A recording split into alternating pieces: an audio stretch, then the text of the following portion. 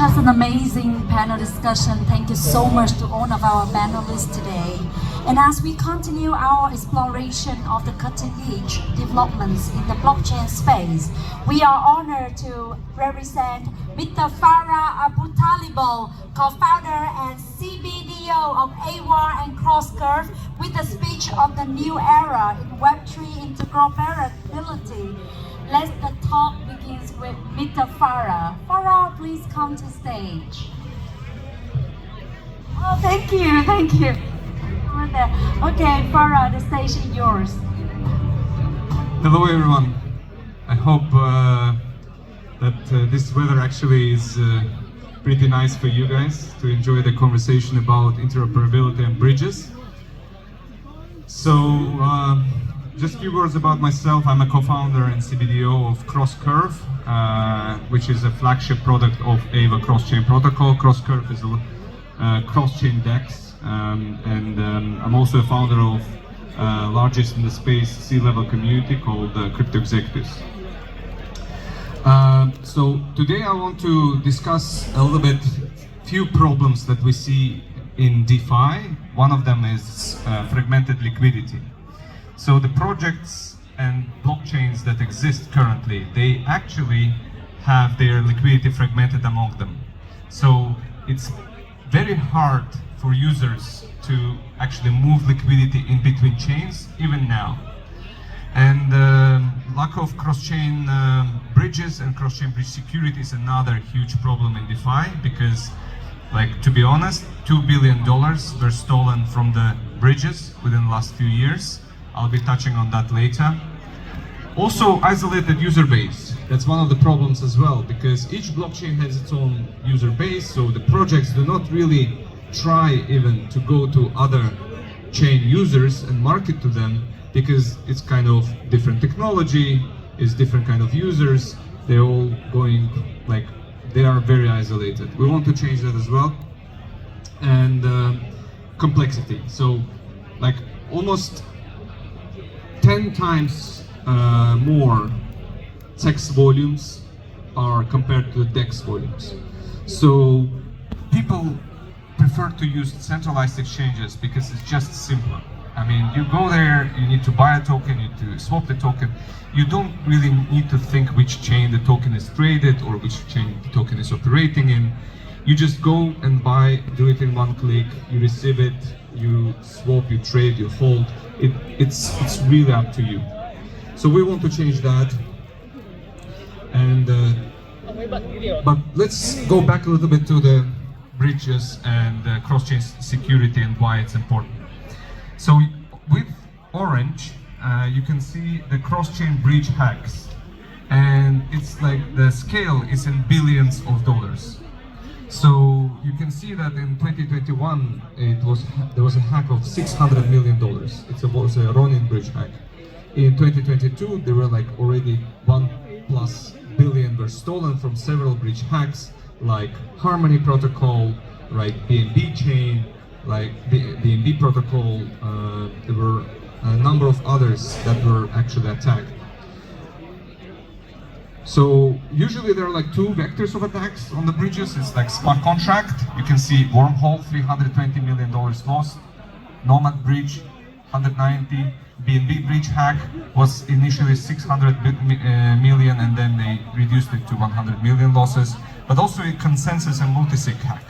So this includes Ronin bridge, this includes Harmony bridge, this includes also the largest in the space multi-chain bridge, which was up like in TVL of few $1 billion, and it was also attacked from the multisig side. So how the bridges are actually secured? So there are different approaches. There is a multi-chain approach, which basically works on a direct one-to-one transfer, which was attacked from the consensus protocol side, despite they were claiming to have 21 validators. TorChain, it utilizes the mint and burn mechanics of their own token. Our AWA version 1, our own bridge, the most decentralized bridge, we were utilizing like 150 validators to request the transaction. So this is basically AMM type bridges. And like Binance is centralized exchange. You can also move the funds in between the chains if you want to. So centralized cross-chain data protocols work through centralized entities. So when multi-chain was claiming to have 21 validators, actually, you know, even looking through the validator names, you can see Ahmed with a smile. And to me, it was not very trustworthy, despite they had like billions of dollars in TVL.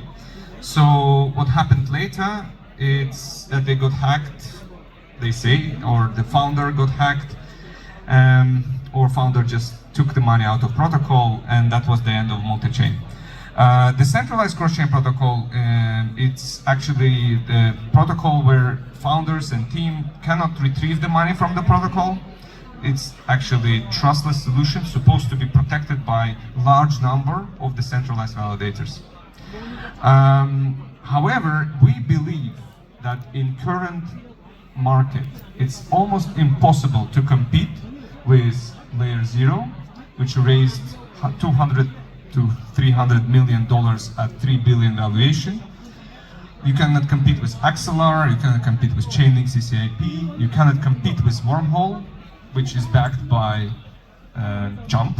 Yeah, so when they got hacked for $320 million, the next day Jump just paid back in Solana, right? So, and to be honest, when you cannot compete with them, and bridges are efficient as the amount of liquidity that they have, what we believe, we need to create a solution where we actually create a consensus of all those major bridges. So even if Layer 0 is hacked, the guys who are actually providing liquidity for our protocol, and most importantly, big whales that are moving liquidity between chains, like, they are secured. If 2 bridges out of these 5 are hacked, they also will be secured, which is almost impossible to be Layer 0 and Wormhole hacked in one day. So that's why we believe that it's very important for the cross-chain security to implement our solution, which is basically a solution of official bridge of Curve. Curve Finance is the largest DEX in the world, so you know. So that's why we also created a flagship product called CrossCurve. Curve has $2 billion in liquidity. With this solution, protected by security of AVA consensus protocol, we bring in, we create a unified cross-chain market from different blockchains. Together, it's $2 billion. So user experience will be like one-click solution. That's what they want. They don't want to go on different bridges, change, and we enable low slippage cross-chain swaps of any assets. Liquid stake tokens, they're very hyped up. Who heard here about liquid stake tokens, guys? Anyone? So, but who heard how easy you can swap liquid stake tokens between the chains? Like, if you minted the STETH on Arbitrum, how easy it is to move it to Polygon? Like, you don't think about it yet, right? What about pair of STETH to ETH, right? Curve pair. You cannot really move it. So that's what we don't only move the assets, we also move LP pairs. LP pairs of Curve can be 8 stable coins, right? 8 stable coins in one pool. They can be exchanged to one another, and we can move it between the chains. So cross-chain listing for projects. Like, who knows the project that was listed on, let's say, PancakeSwap, right, in BNB chain? So where they will be traded? Only BNB. Against which currency? Or against which token? USDT. That's it. No one else with USDC can buy it. No one else with DAI can buy it. We allow cross-chain listing for projects that can be bought from any chain with any asset that Curve supports. So what we believe that will happen is that guys, I have problem with slides. All right, let me just continue without it. What we believe that this solution can bring to the decentralized world, right? In my opinion, the DEXs currently are only 10% of centralized exchanges.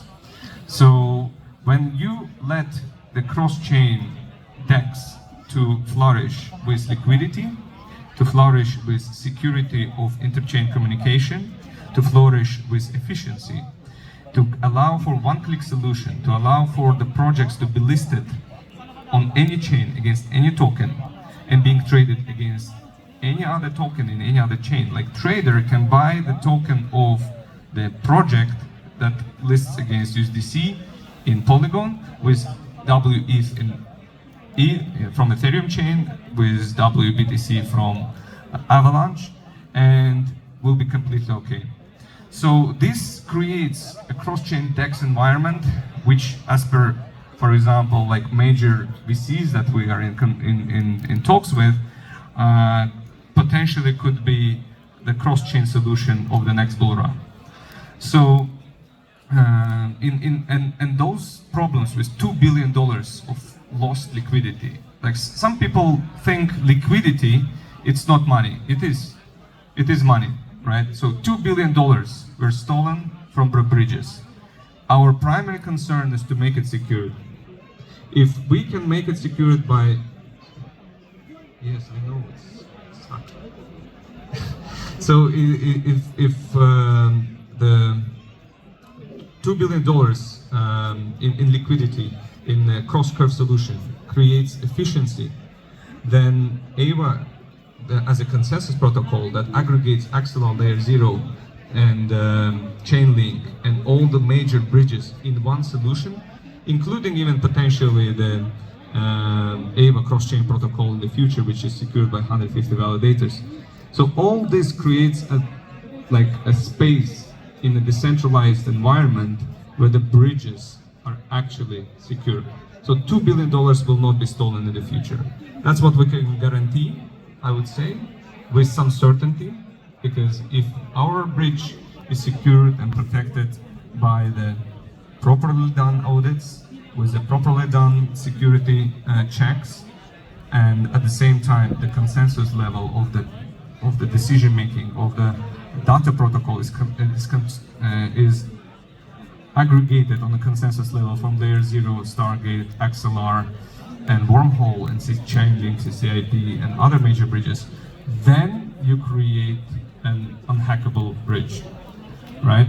So, apologies for the slides. I think the tech just failed. But I want to conclude on one important aspect.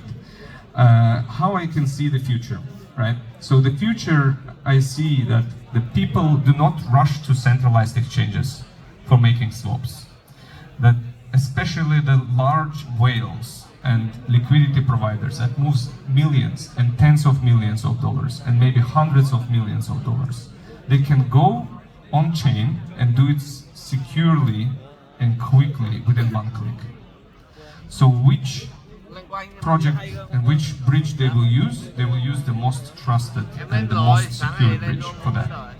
So when I was speaking with big hedge funds with hundreds of millions of dollars under management, they were telling me that the one problem they have all faced is a security of the bridges, security of centralized exchanges. They all lost money, all of them, on FTX, or nearly lost money, because they were moving funds. They were retrieving it after that, but they were moving funds through FTX. So FTX failed. What can happen to the multi-chain? Multi-chain also failed, right? So if you create the cross-chain DEX that is secured, that's what's going to be used by the future decentralized. I think it started to work now.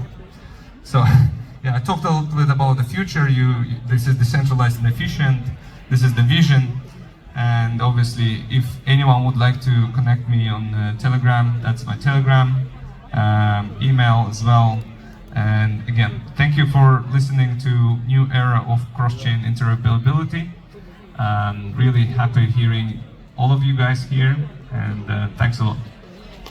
Thank you so much for such an amazing speech.